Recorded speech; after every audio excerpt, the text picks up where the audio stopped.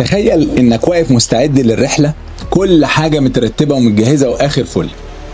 فجأة الدنيا بدأت تمطر جامد جدا، ريح شديدة، موضوع كبر قوي.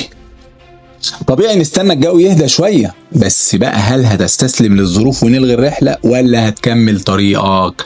اهي حياتنا كده بالظبط، بنرسم خطط كتير لحياتنا ونرتب بطريقتنا، لكن الواقع بيفرض كلمته ودايما بيبعت لنا تحديات وبلاوي سود.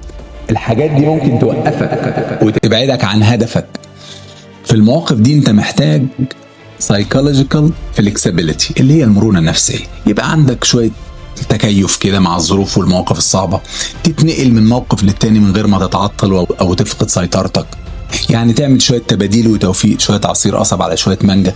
حتى المهم تكمل في المواقف الصعبة. بص، الناس في المواقف الصعبة نوعين اتنين. نوع بيشوف ان كل الصعب ده تحدي واختبار لامكانياته، ودي بتبقى فرصة حلوة قوي للتعليم وتطوير وتصحيح الاتجاه بتاعه. وفي ناس بتقع من اول ألم بياخدوه من الدنيا.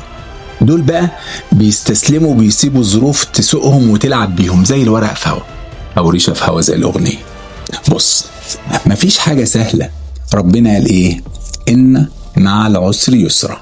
لازم تجمد، تخليش حد يضحك علينا وياكل وشنا. اجمد بس كده.